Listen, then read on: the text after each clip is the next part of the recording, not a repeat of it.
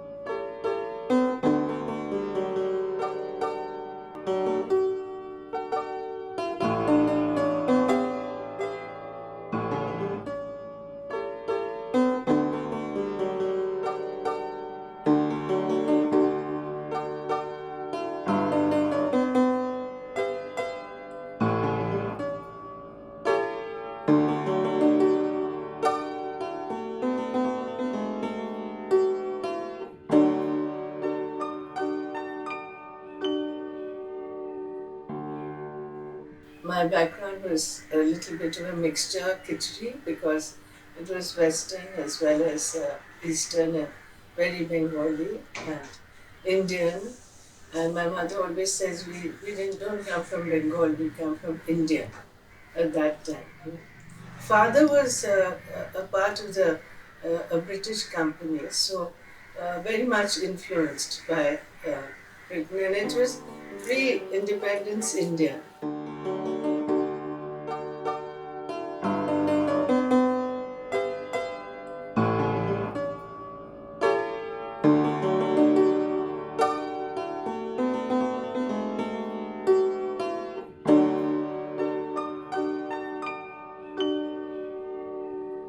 Kolkata was the heyday of the British Raj, so there was that influence of English way of life and stuff like that. And my father was really more English than even you get in England. But my mother influenced him greatly because she was again very Indian and she sang a lot of Tagore songs, so she got us into singing Bengali songs. And my father started the piano. So we know Bengali songs as well as play the piano. So this mixture remained.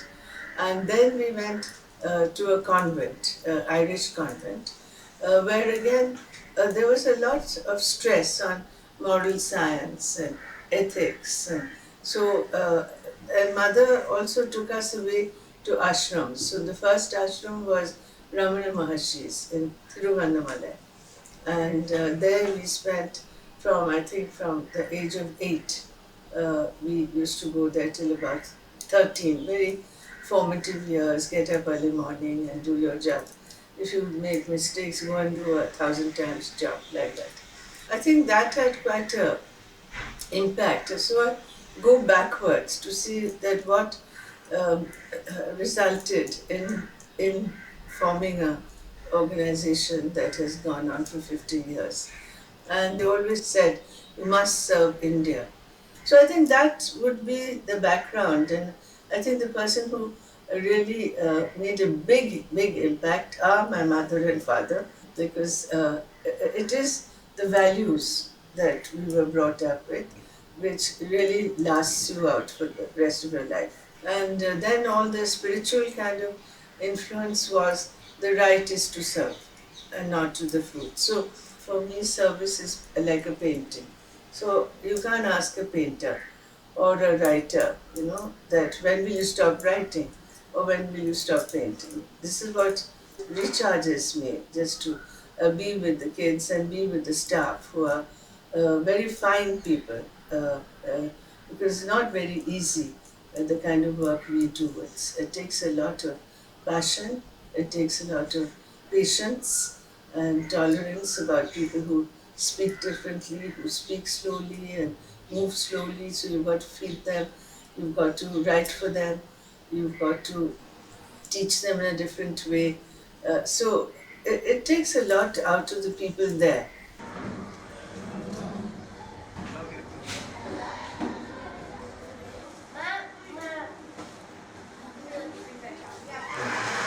Hey, Auntie is going. Say thank you to Auntie. Thank you. Bye, Bye. Bye, everyone.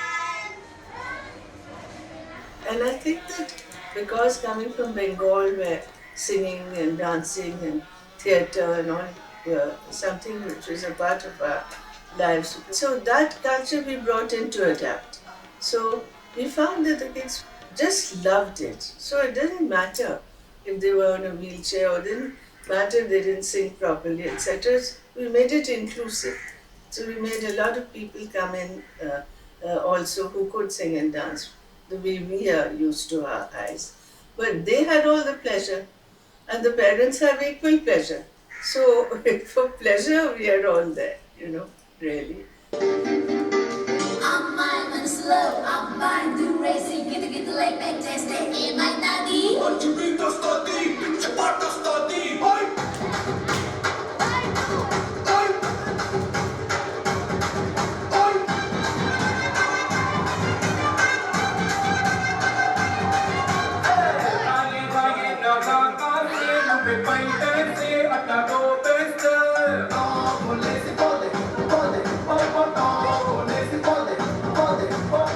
Rano rano nasi vakasi. Agiraji si siko vecheste.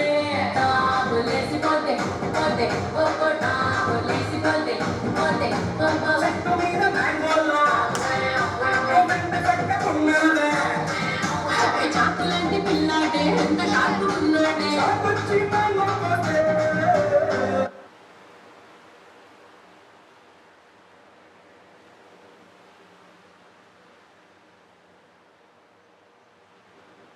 So all this kind of background, what sort of shaped me.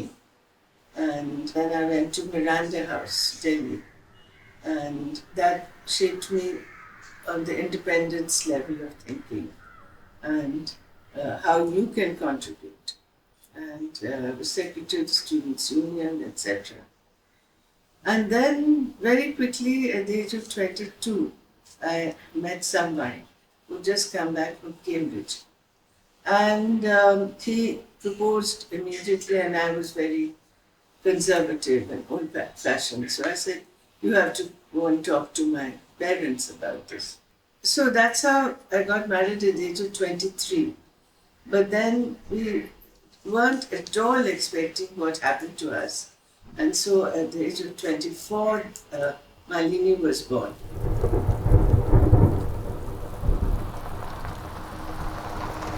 Malini was born with cerebral palsy and just a few seconds of lack of oxygen to the brain.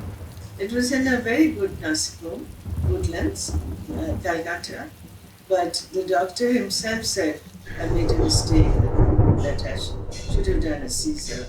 But just that few seconds, and she had to go into a kind of ICU situation. And both me and she were in an ICU situation for a couple of days until it was less precarious. You see, we are trying our best to save the life of both the mother and the child. You must understand, they are suffering from a very severe trauma. Very few people knew anything about it. The kind of disability she had. It's called infantile stroke. So around 1.5, we went off to London. Again, my husband had to sell everything, and Tatas was really good to us because they paid for our going and coming and everything. And they said that you get the best treatment for Malini. There, I think I flowered, both Malini and me, because they approached us very differently, and we got the best care. And after 6 or 7 years, again, we felt that what are we going to do with another country like this? What about our own country? And not thinking much, not doing much research, we just sold everything there, a house and car and everything, and gave up the job and came back to it. And found that nothing, absolutely nothing, had changed. And people knew very little about spastic and cerebral palsy, and they said, spastic? What is that? Is it plastic? So that was health minister. So therefore one then thought we have to do something for all the other Malayalis here.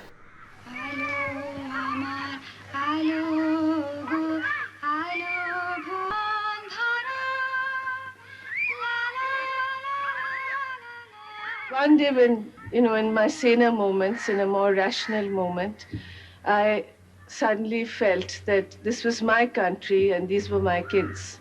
And if something had to be done, it must be created here now. And I think that was really the turning point. That's how it began. It made me much saner.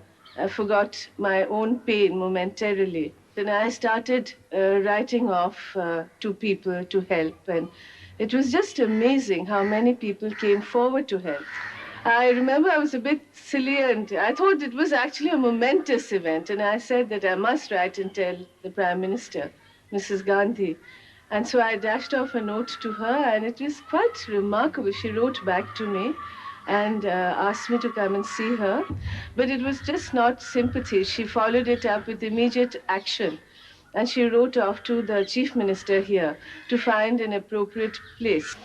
The army, in fact, came forward graciously and opened up this bungalow. And that's really how it all began. There was an upsurge of people who wanted to join the organization and serve in any way. So with that, we spread around the country and we began the work.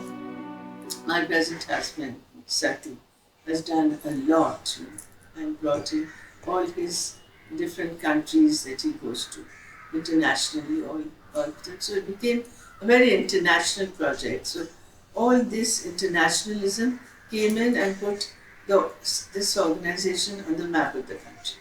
So that's how ADAPT started in that building in our country.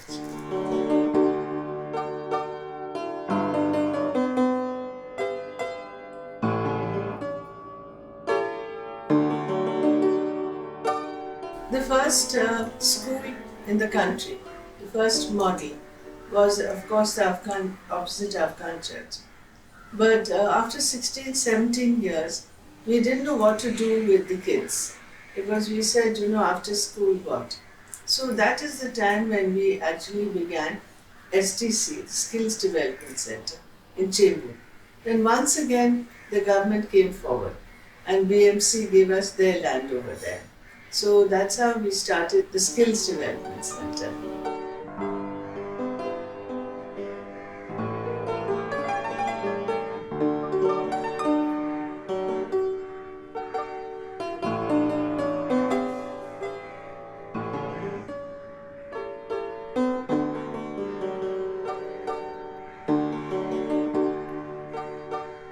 When we had grown so much, we also needed place for research, we needed place for pedagogy, because there were so many students at a given time, nearly about 70, 80 students in pedagogy. So that's the time when the government again came in and gave for 1 rupee that prime land in Bandra. And that's how the National Resource Center for Inclusion started there.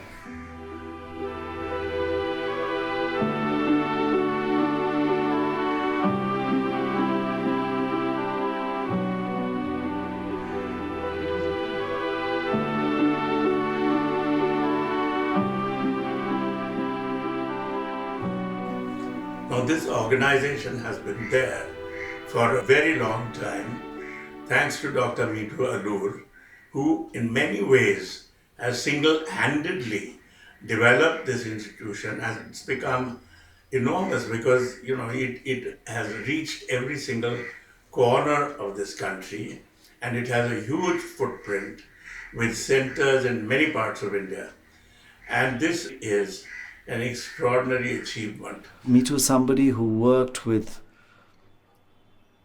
a utmost dedication, faced hurdle after hurdle, and knocked each hurdle down. And I say she knocked it down with strength, with immense charm, with tenacity, with determination, with intellect, and with an amazing personality.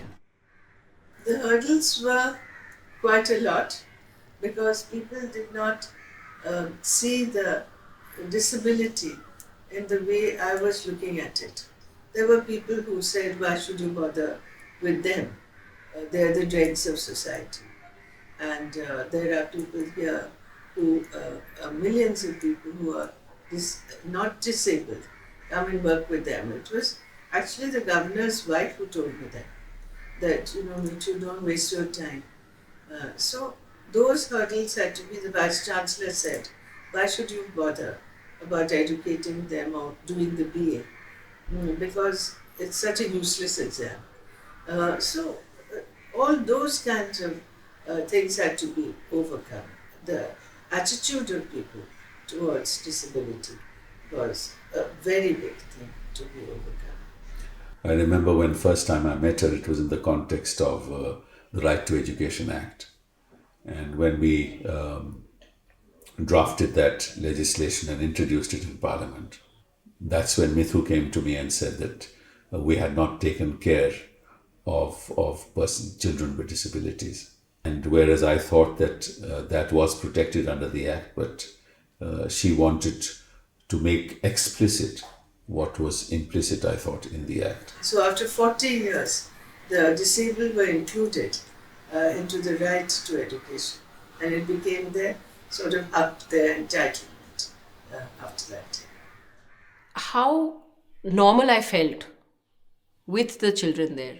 So of course I grew up feeling that, disability was nothing, that how people look at disabilities, my view of disability was completely different. And I think that's what was so important when Mithu Auntie started talking about inclusive education. And why was it so important to say that integrate these children with regular kids? Because that is how the regular children will learn that, they're just like us. Their emotions are like us, their feelings, how they feel is just like us. There are differences, but they will learn to accept those differences.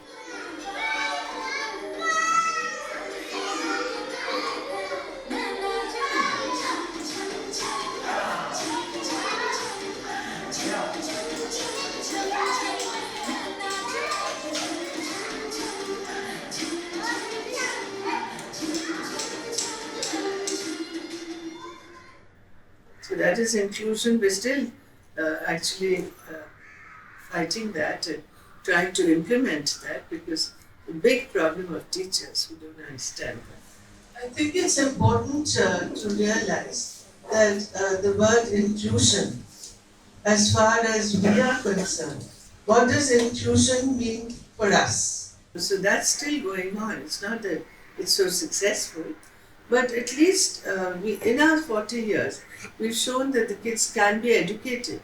They can go into university, they can go into companies, and they can become accountants, financiers, artists, writers, librarians. So all that has been shown now in the 40 years. So inclusion is just the right thing now to happen to India. To all of us who are parents of spastic children, our hearts fill with gratitude to Mithu Alur, to Meeta Nandi, and to all their associates and these wonderful people who helped set up facilities for children like ours. 40 years ago, 35 years ago, there was just nothing, and children like ours were sort of consigned to closets. I remember the challenge, the fight. We have come a long way. It hasn't been easy, but it has been worth it. Sometimes she simply gives up. Like yesterday, she asked me, Mama, will I be a spastic all my life? A lifetime of tragedy has turned into a lifetime of challenge. But what is life without a challenge? Well, Malini is a challenge, But she's a really wonderful challenge because she actually teaches you minute by minute how uh, different human beings can be and what kind of support they need. So the other thing about her is she's much more cheerful than the so-called normal people. So at no point of time has she said, why has this happened to me? Or has she been morose even after a stroke? So in that way, it's been if one can call a challenge, a wonderful challenge. She has done double masters and written a book that's become a bestseller in the country. One little finger, just with one finger. Also, levels of acceptance of her adversity and the way people treat her is absolutely quite exceptional, extraordinary. Like Malini. So in that way, it's been a wonderful challenge.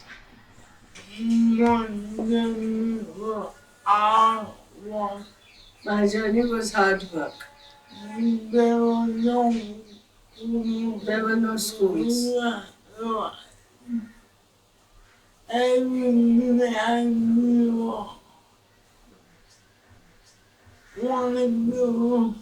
So everything I did was wonderful.